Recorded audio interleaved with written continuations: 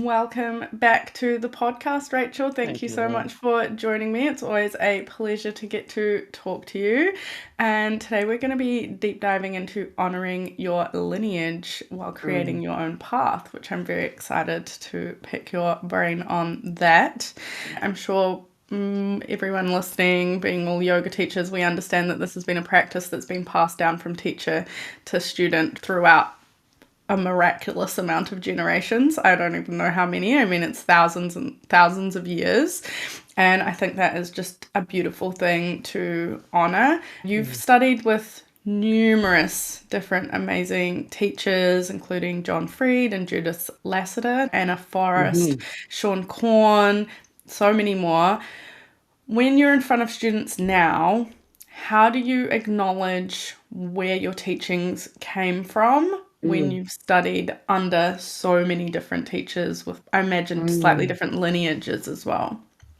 Yes, yeah, lots of different lineages, but mostly I'd say I can narrow my teachers down to the Krishnamacharya lineage, which lots of us can. Some folks are outside of that; they're doing Kundalini or they're doing Bikram, which is a little bit different. Or even Nanda trainings is different. So there are different kind of paths that have come to us. Krishnamacharya is the one who, Iyengar, Ashtanga, Desikachar were all his pupils. And so many of us in the kind of North American or Western yoga scene, um, English speaking yoga scene, I guess, come from that with power and vinyasa flow. So that's for many of us, and for me that's sort of a clear way. And so there's kind of two different questions here. I'd say one is, how do we as teachers, just in our asana classes, how do we kind of acknowledge our teachers that have come before us that we've learned directly from? And then the other question, which is a little bit different, is also, how do we honor the yoga tradition, which is not about asana for the most part?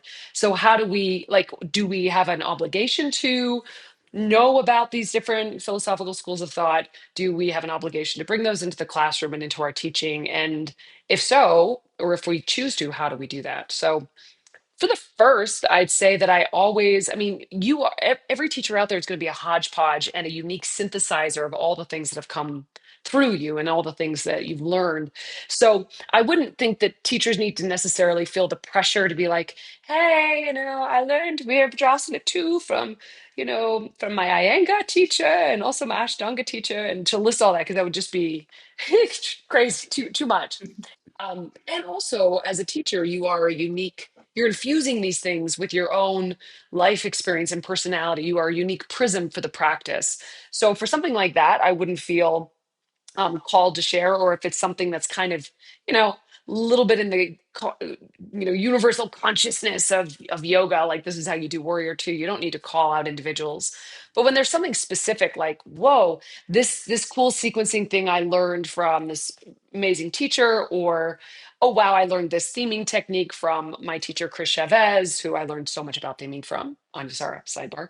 But then I might call out a particular teacher if it's unique to them. But in a group class setting, we can't really, it would be too much to try to do something like that. But that said, one easy way that I've taken to doing, usually at the end of my classes, is that when we kind of do, namaste and bow our heads and honor the teacher within us, is to also say we honor our lineage of teachers.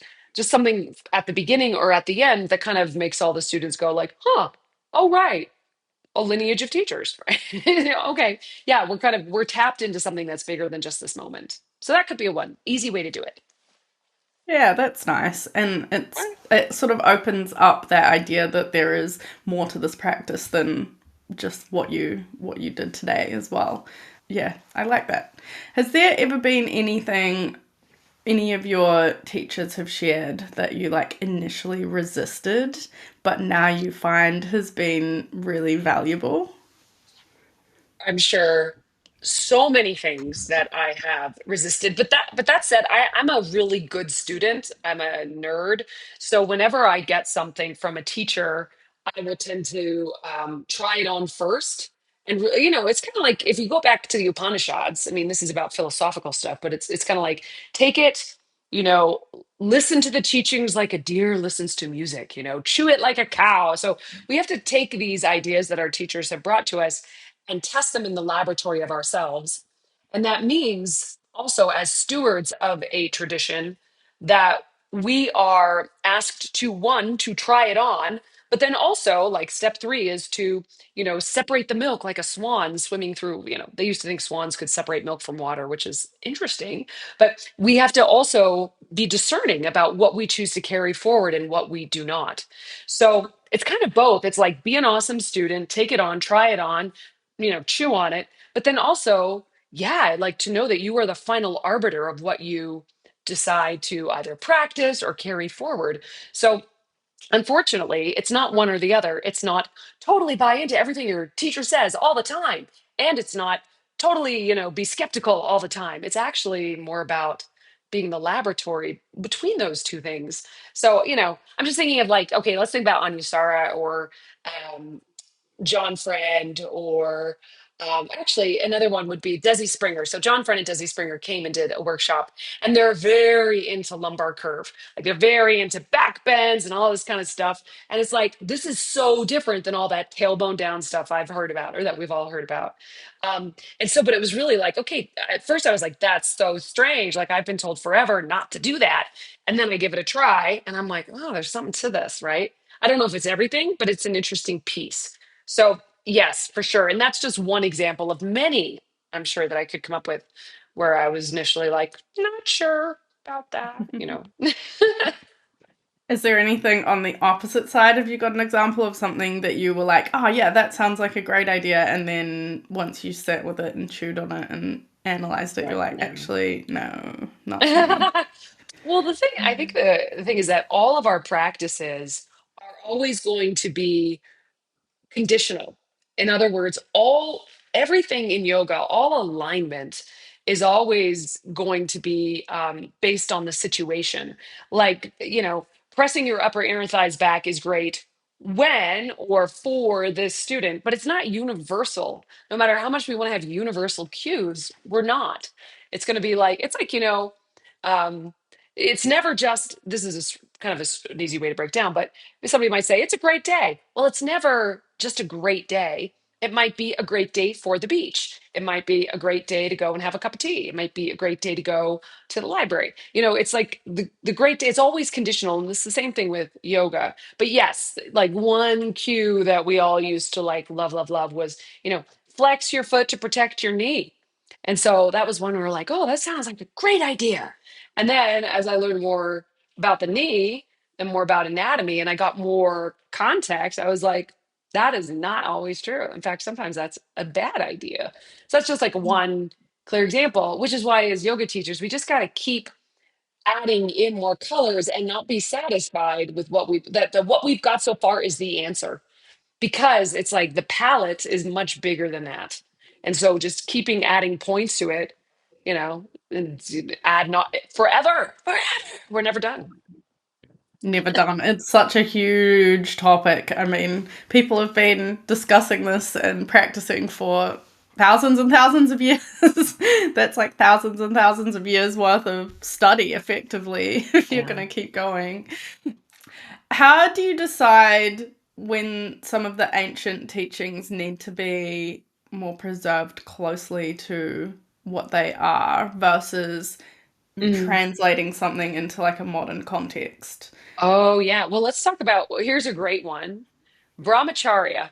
It's one of the yamas in the Yoga Sutras of Patanjali, which everybody loves, written like, whatever, 1500, 2000 years ago. I shouldn't say written, compiled. He brought it together, whatever, or somebody did. And brahmacharya means don't have sex. Okay, that's what it means. So in Patanjali's world, it was like, here's how you deal with others. Here's these five niyama or yamas, and most of us are familiar with them, like nonviolence, truthfulness, whatever, and brahmacharya, which in Patanjali's context meant don't have sex. Now, so here's one where modern yogis try to make it kind of like, you know, practice sexual moderation, moderate your energy. Like, they try to kind of add this, like, well, we can still have sex, but we just need to be mindful about it. So, and so for that, I would say, there are all of these many of these practices are really old. And so it's useful for us rather than just like either saying this is the truth or tossing it out, is to kind of go like, okay, here's the teaching. What did the teaching mean in context? Like, what did Patanjali mean by that? And then to say, like, okay, he actually meant no hanky panky, because he was the kind of yogi who thought that people should renounce the world and get out of the world and escape society, and that that was the path to enlightenment. Now, rather than trying to like minimize that, we go like, that's what he meant. And then we go, okay, and now, so what? So what is the lesson? Like, why would they have done that? Well, sex is messy and it troubles your mind and you get obsessed about people and wonder if they're going to write you back on Bumble or Tinder, or like, like it's challenging to the mind, doesn't calm the mind. So what did it mean to him? And then what's the underlying essence of that? And then maybe what can we do with it from there? So there, I wouldn't any practice of yoga, I wouldn't be like absolutely adhere to this exactly as is, or don't challenge it in our own kind of paradigm. I think you got to kind of do all the processes and then just see where you land. Mm. Yeah, I've heard the interpretation of brahmacharya as like just, as you said, the moderation, but then applying it not necessarily just to sex. Chocolate was a good one. Like if you eat too much chocolate, then you're going to feel like bleh. And then if you eat Yeah. not enough chocolate and you're resisting chocolate, then you're just going to get all antsy because you're like, man, I really want some chocolate, but no, not a lot of chocolate. And Yeah. then that's even a problem. But if you just like have the right amount of chocolate, then you're like satisfied, you feel good, and you can move forward, and you're not stuck in those cravings. And can live to eat chocolate another day.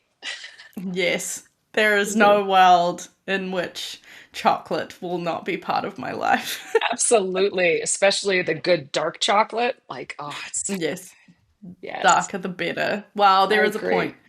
90% starts to get a little bit too much. Yeah. Um, anyhow,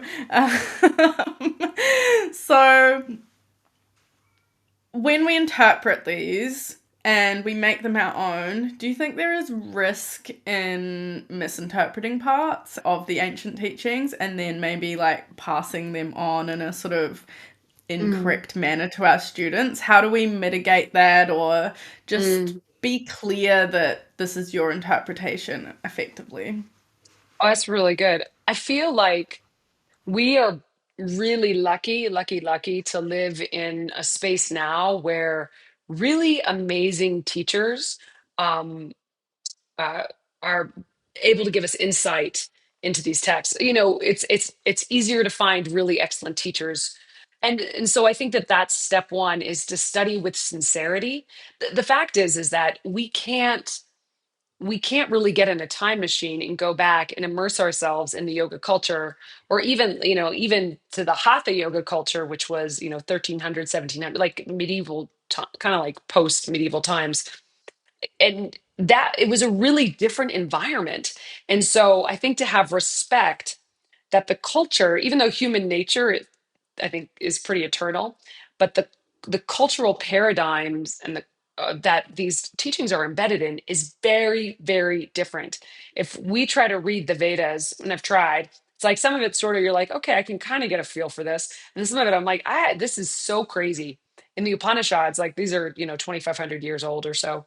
It's like you're like, this is, I have no idea what this means, because there was so much context for them that isn't relevant now. So I think first to just honor the fact that the further back we go, the more kind of distant it's going to become for us. So having really great teachers, like there's so many excellent sites now, yogic studies, embodied philosophy, where you can study with scholar practitioners who are not only kind of personally experienced with the practice, but have a pretty healthy understanding maybe for the academics. Now, not every yoga teacher out there wants to like go and study the text from an academic point of view, but I think it's really helpful in terms of context to kind of have a sense of the landscape. I mean, I dip my toes into that. I'm no academic scholar in yogic history by any stretch, but I do try to get my hands on that and to study with teachers who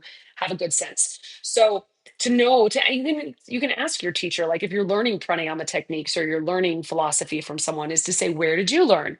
And to find out kind of what the level of study is. That's really fair to ask. And to also go to some of these wonderful reputable teachers that we have access to, and to take courses so that you get more context.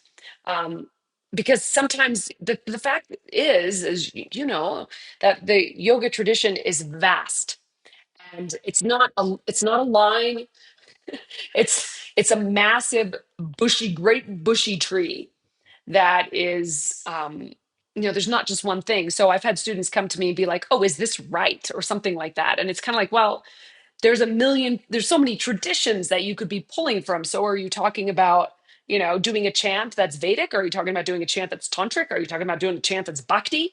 Like, so we just need to commit ourselves sincerely to curiosity and study, and to also acknowledge the limitations of our knowledge. And we can couch that to our students by saying, this is what I've learned, because it's not the only way. Even the way that people hold their nose in nadi shodhana pranayama is different. Some people are like, no, you use the tips of your fingers. Some people are like, you put your fingers on your forehead. This is where you put your fingers. Some people are like, you just hold the bottom of your nose. And it's so none of those is wrong. Oh, this is the right way to do it, this is the wrong way to do it. It's like, where did this come from?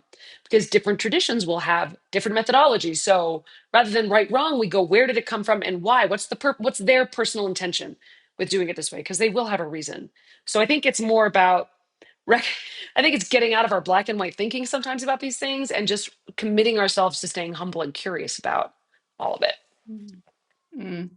Yeah, that's a good point about understanding the historical context, because in Dr. Raj Balkaran's book, he talks about like dog pose and how like we think of dogs as like our fluffy best friends, but that wasn't the context of a dog when this was created within society. They were more like scavengers. So it's like the balance between this like sort of scavenging nature of the dog and like calming that, and that they're still kind of Ooh, integral parts of society. Hopefully that's I really cool. translated I that hadn't heard right. that before. I love that. That's Yeah. So interesting. yeah, so like whereas if we understood the mythological story from our own context, then we would potentially interpret it in a completely different manner, because we're applying the story in our time rather than how it was told at the time.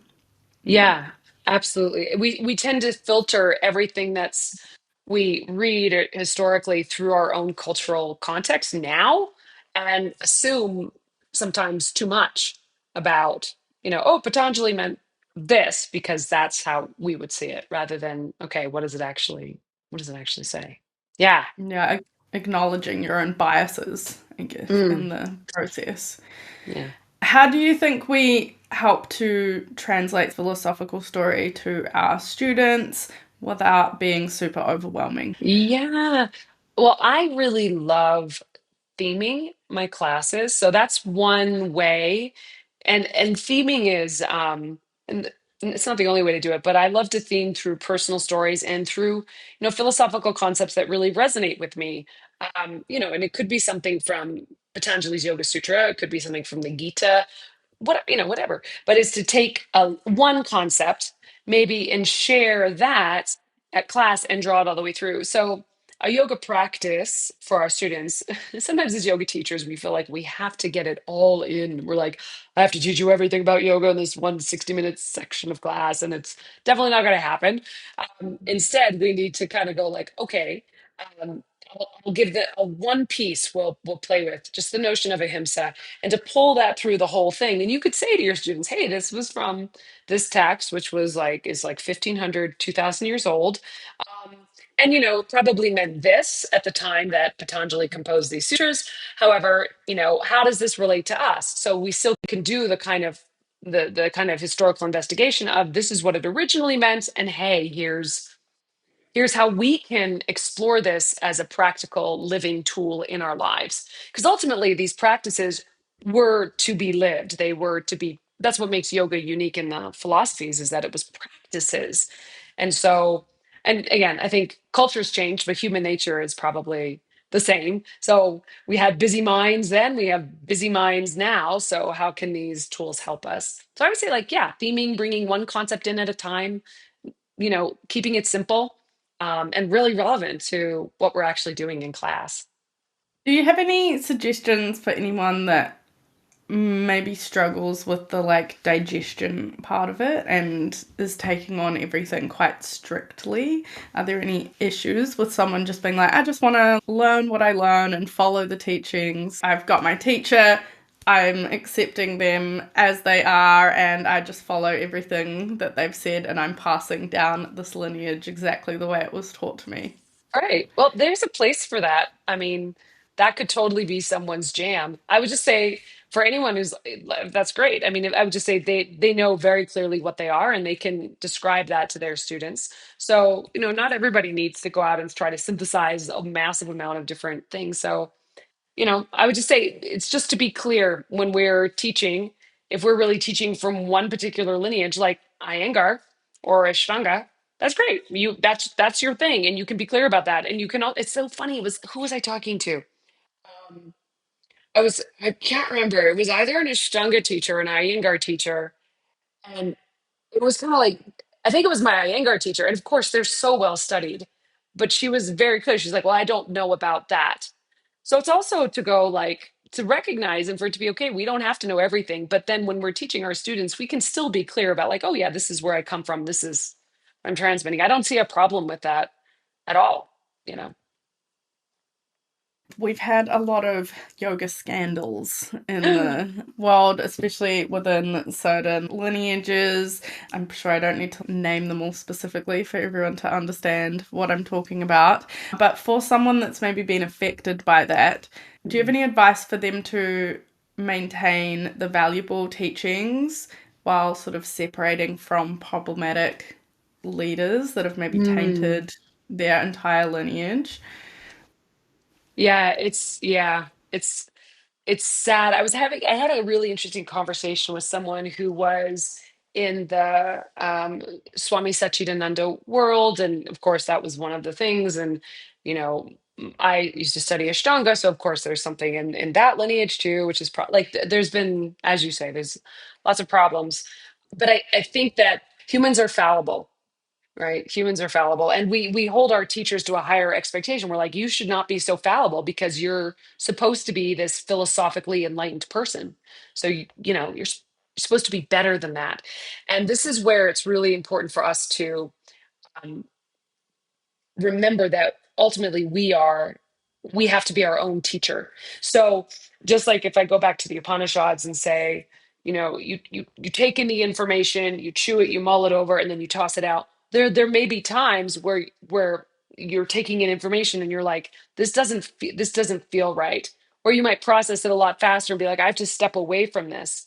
To remember that our teachers are there's always a big grain of salt with that. And one of my teachers was saying like the guru tradition is kind of misunderstood, where the guru tradition is really about us saying that the guru is holding the lineage. So it's not the person that is that we're revering or honoring. It's actually that they're a placeholder for the lineage. But I think if we can also recognize that these humans are humans, that can help us to really learn to trust ourselves. I don't know if you know this, but I was in a cult, like a full-on cult for like 4 Were years. you? I Did so not know that was. you were in a cult. It was great. I mean, there's so many cults in the world. The cult of Starbucks, whatever, the Yeah. cult of the church. But this was like a full-on cult that later, after I left it, had a horrible sex scandal, like crazy, like people being branded and like serious weird things. And and one of the things that preys on is humans' desire to export their sense of specialness or importance outside of themselves. We get seduced by the desire to have the answer. And I saw one of the reasons I left this lovely it was great. I had personal development, lots of great friends and stuff like that. But then I started feeling like this wants to create dependence because we really want the answer as humans. And when someone comes along, a charismatic leader comes along and says, I have the answer, we love that. Many of us, deep in our little hearts, we really want there to be someone who can just tell us how it is. And then we're in this special community, we have special access, and we're special humans because we know something. And that's the thing that we have to look at in ourselves. It's that desire to have someone else kind of provide us with the answers, when in fact the only place we are ever really going to find anything that's lasting is within, which any good teacher will tell you. Like, I think Buddha was like, don't believe me, you got to go be your own Buddhas. Like, we can only point the finger at the moon, but you got to go find the moon yourself. I can only give you guideposts, right? So it's really important for us, and I'm glad these scandals are so public and visible. It's really important for us to take ownership of our own state, our own learning, and to also, trust your guru as far as your instincts and your good sense allows, and to recognize that they might be stewards of the tradition, but they are not the answer. you know they can only point a Mm. finger. And sometimes if they're pointing a finger in the wrong way, or they're like, I'll point a finger but you have to give me this, then you're like, nope, that's not the right, that's not it. So for someone who's been burned by that, I feel you. Like, it's terrible to feel betrayed, and it's also a really good wake up call. And I've been in this situation too, so I you know it's a wake up call for us to take ownership, and to, yes, trust, but also trust with discrimination, and to be willing to trust ourselves more. Mm. Did you realize you were in a cult while you were in it and that's why you left? Or was it only on reflection that you went, whoa, I was in a cult? No, I always called it a cult. I said I was going Okay. to, I'm going to my cult class. It totally felt like a cult because it was too, they really wanted us to, it was Nexium for any cult people out there who are curious about such things. Um, they really want they want you to induct other people. And I was like, that's weird. I was like, I don't know, that's weird. I'm like, this is a cult. This is a cult. I was like, but I'm getting a lot of good things out of it. And it was awesome. It was great. Like, any good cult is going to have a lot of upside, but then I was kind of, after a while, and I did my time. Like, I was there for 4 years, and again, great community, awesome culture, really good. Like, I learned a lot. And then I was like, okay, this feels like it wants to create too much dependency, you know and so that's when I left. But I'm very proud of our local cult leader, because she's the one who took down the whole thing. Like, amazing. And people, this is the thing, is like, I had friends. So I got out before the sex scandals. I was like, sex scandals, darn, I missed it. But Why friends said, wasn't I invited to the orgies? why didn't I get branded? What? No, but friends of mine would say, well, Rachel, you would never fall for that. And I'm like, of course, that's really arrogant. Like, I don't know that. The woman that I really admire, this is a little off topic, but Sarah Edmondson, she's amazing. She was our leader in Vancouver when I was there. She kind of started got the whole chapter out there going. And she's the one who had this aha moment of like, oh my gosh, something bad is happening here. And she was very strategic and was able to bring these people to accountability. But I That's mean, amazing. it's because it was like, awesome, awesome, awesome, and then, wow, it feels bad. Wow, it feels bad. But we don't realize that people are sucked into things, just like with any of these gurus. It's because we've built so much trust with them that you don't recognize betrayal until you're a bit into it, right? And then you're like, oh, wait a minute. So, we hopefully we don't get snagged into anything that's terrible like that, but it really is, those moments can really teach us to look within, and to trust our instincts about, like, this doesn't feel quite right, even if it just means, like, you know what, I'm going to step back until I have clarity, and to trust that voice more. Mm. Do you have any advice for anyone to avoid getting sucked into something, or that maybe is along those paths of being like, wow, this is fascinating? How do they know it's a cult before it's too late, I suppose? Like, sounds like uh you clearly knew it was a cult the entire time, but I'm sure there were yeah. plenty of people around you that were very sucked into that being their whole lives and the whole truth. You can't, I think it's hard to say. I'd say, well, all of yoga really is about, like, the yoga tradition is about, hey, there's this massive feeling of, not all of it, but we suffer. We suffer. That's why these practices came about. We suffer. Our minds are crazy. We feel empty. We feel like we don't belong. All of those human feelings that we have, um, within ourselves are, it's like what we're trying, the mystery that we're trying to solve and to refind our connection with the whole. And so I'd say, like, if you're in a cult and you're like, if anyone says this is the only path, if they say I have the answers, or if they say, you know, if they're asking you to trust without a verified experience, not that you'll understand everything um, initially, of course, to some of these things, but if they're asking you to take a leap that really doesn't feel good, those are clear signs. I think that the biggest sign is this is the only way, because that's not true for anything. And so if someone says this is right, this is the only way, then you got to go like, I think I have to question that and pull back. Yeah, and people will feel like, oftentimes we do feel the disconnect.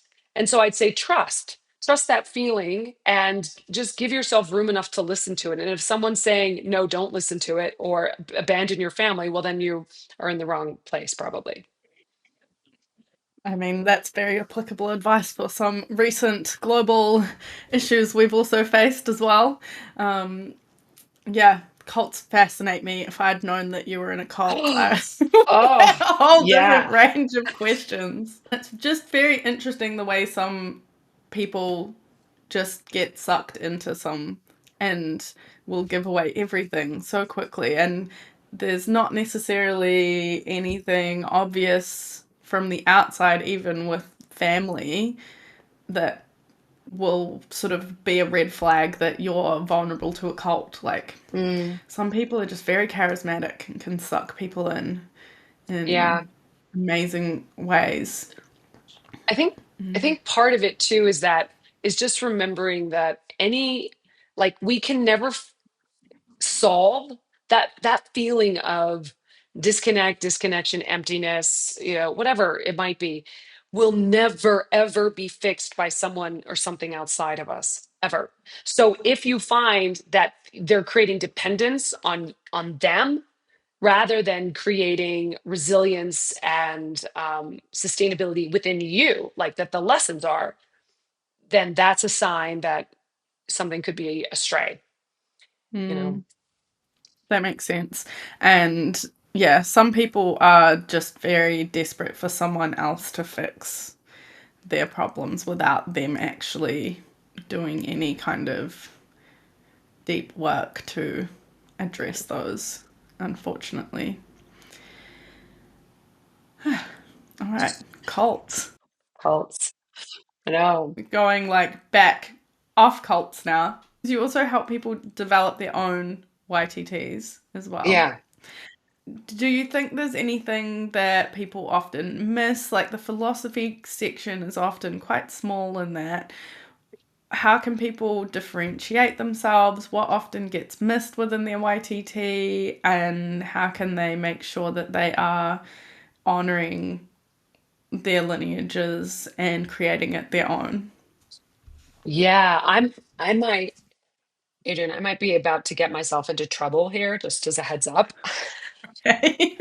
So, so with when you're doing a yoga teacher training, and it differs like just brass tacks, it differs from organization to organization. Yoga Alliance requires 30 hours. And there's so much required in other places that that's really all you've got, which it's actually for 200 hours, pretty good chunk of time. Um, but what I see is people using texts that aren't from the yoga lineage. They're like, they want to use like four agreements, or, do these other things. And I'm like, those are awesome. That's great. That's it. Four agreement. I love the four agreements. It's amazing. But if you're in a yoga teacher training, the tradition is so amazing and has so much to offer. Teach those texts. Like, you must teach those texts. So in my opinion, also a lot of teacher trainings, depending, but many of them sort of skimp over or don't cover just like a good overview of yoga history. And totally fairly, it could be because people feel overwhelmed or feel like it's a lot to research. I can help you, by the way. Come find me. I'll help. I'll set you up with a great lesson plan for it.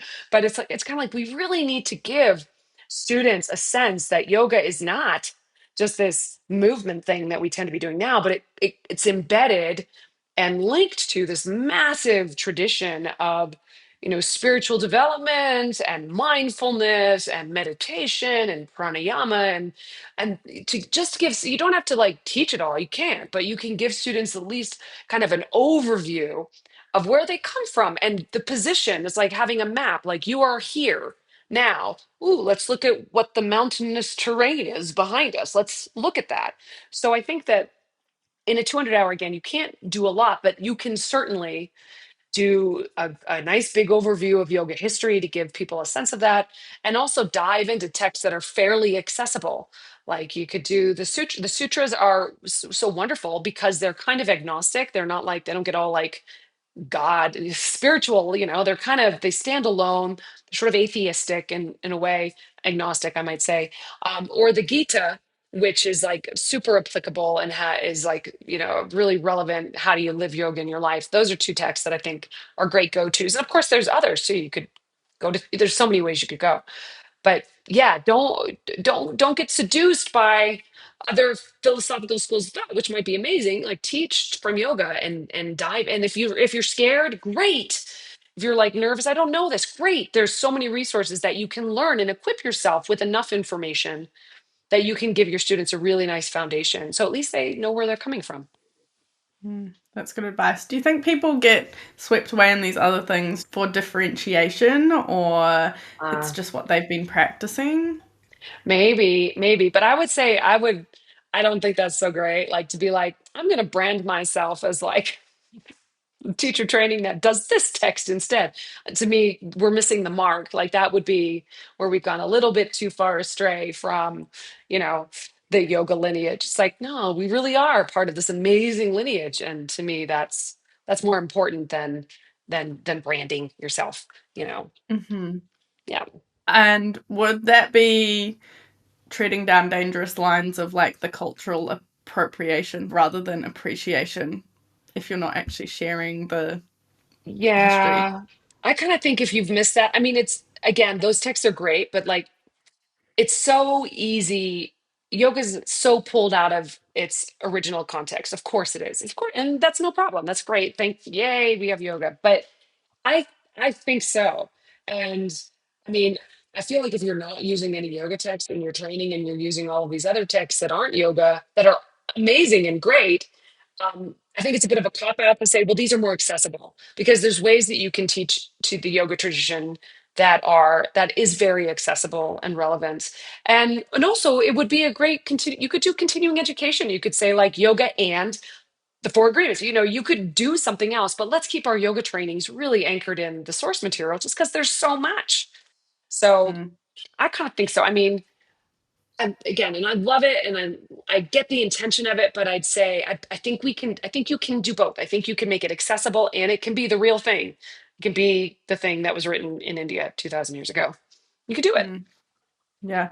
Is there anything people should look out for when they're trying to pick a teacher training to see Mm. that it's covering the philosophy? Yeah, sure. I mean, you could ask.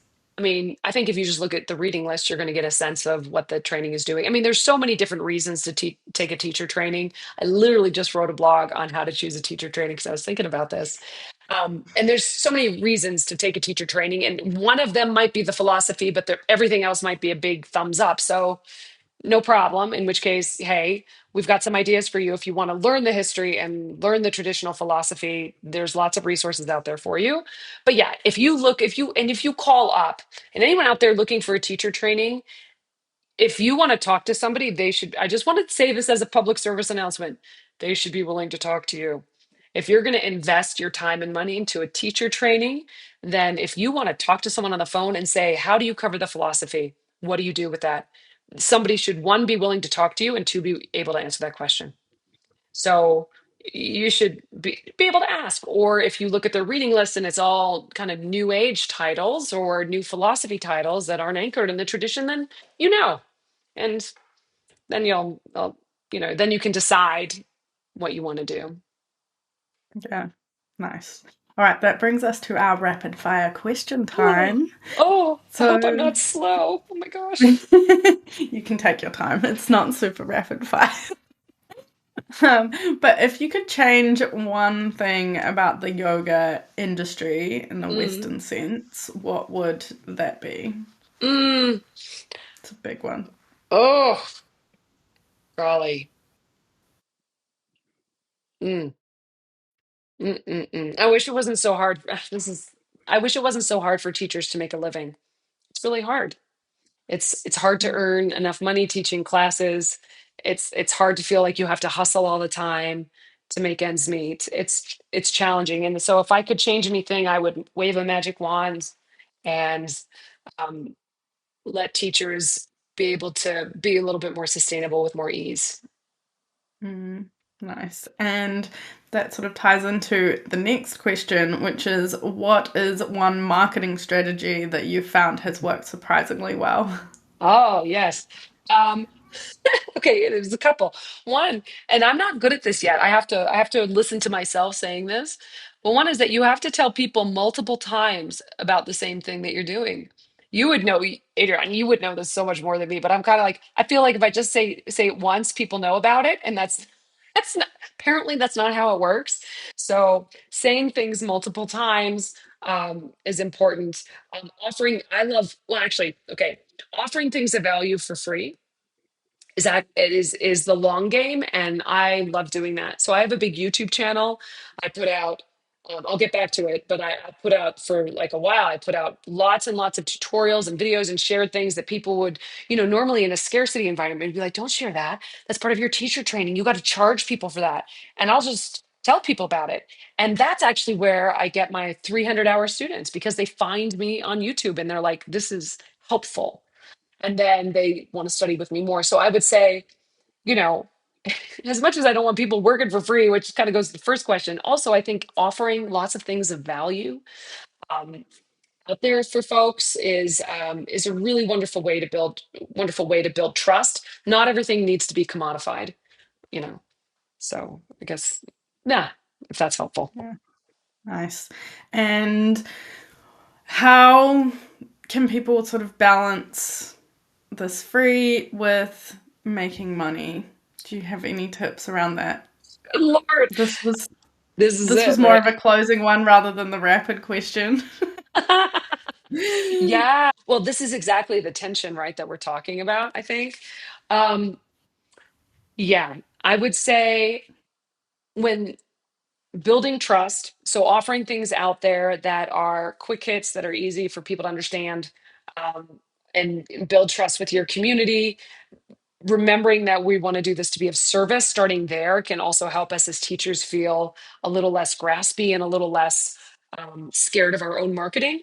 If I go like, I want to be of service, remember that that's what we're doing. And then to create offerings that are going to be priced at a point that will be sustainable for you. So, one thing to think about with your marketing and your price setting is that I always encourage people to set a price that's real, like charge $300 for this whatever course or something. But then, because you also want to be inclusive, you can then sliding scale it. So, you've kind of gone like, this is my value. And I will also make accommodations in order that people can come and study. So that's one way to kind of hold your worth, but also be accessible and try to balance that. Another thing is, I think that having online, of course, this is my thing. So I know I'm kind of like a hammer with a nail, but when we have online offerings, whether it's courses or workshops or books or resources or tutorials, that allows us to be in two places at once, right? So it's not the only thing that we need to do as teachers for sure, but it can be really helpful to have all those resources so that we're not only paid for the time that we're there in person. So that diversity is really, really helpful for us as teachers. And the last thing I'll say about this is that, especially for new teachers out there, don't expect yoga to pay your bills initially. It's not, right? It's not going to. And so, to make sure that your yoga teaching and your yoga career serves your life, right? It's not your whole life. Your whole life involves family and friends and your pets and your hobbies and all the things that you love and your yoga practice. For the love of God, please practice, right? And so to make a world for yourself where your yoga teaching can still serve the whole you, right? Because I would much rather teach one class a week and feel awesome about it and not earn any money, but it's like great to teach and I'm still excited about it, rather than trying to teach 18 classes a week and then worrying how I'm going to make my rent, right? So just, be mindful about what really serves you as a human, the whole picture, you know. Mm. Yeah, that's good advice. I find that hard to explain to my mum sometimes because I just teach one class a week and it's still growing and it will get there, but I don't always make much money on it. Sometimes I just pay the rent and she Yeah. always gets very like, oh no, like, and is sad about it. But I really enjoy the teaching and it's just part of what I want to do as long as some people are there. But Yeah, yeah, it's hard to absolutely. explain that to people that don't understand sometimes, I think. Yeah. Yeah, and that's the element of being of service, which is it's like there's an intrinsic reward to us. Does that mean we shouldn't get paid? No, of course not. We should get paid. But Mhm. there's, yeah, and it is a fine balance. And so I'd say like let's keep calibrating. You keep checking in like month to month and go like, okay, how am I doing? Like, does the one class make me happy? Like me too, Adrian. I When I moved to Colorado Springs, I started teaching at the studio. It was half an hour away. It took me an hour round trip to get there, and I made like $10. Right? I didn't like barely didn't even pay for gas. But I did it because I loved having the in-person opportunity to connect with students, and it was of service to me and to them. But am I going to do that full time? Absolutely not. You know, Mm, right. yeah. Yeah, there's always checking in and finding that calibration. Thank you so much for talking with me today. It's been fascinating. Where can everyone connect with you? How can they learn more from you? What offers do you have? Oh, yay. Well, my website is Rachel Yoga. That's just one E, or EL, rachelyoga.com. And through that, you can get access. You can come to classes. I do a sliding scale in my classes, so people can drop in for $0. I like welcome it. Just come if you need a yoga class. Um, and also like courses and things like that. So I have teacher trainings for teachers. And also, of course, I love helping teachers create their own trainings. So that's another way that's one way to be a little bit more financially resilient is through teacher trainings, because it's a big ticket offer, and it's awesome for us to grow as leaders and teachers sometimes in our communities by offering these things. So you can find all my stuff there, and on Instagram and YouTube, check out Rachel Scott Yoga. I've got tons of tutorials on the YouTube stuff. Please jump in and enjoy. Yeah, Awesome. Thank you. I'll put all of the links for everyone in the show notes. awesome. And thank you again for joining me today. I hope you have a wonderful rest of your day. Adrian, thank you. It's always a pleasure to chat.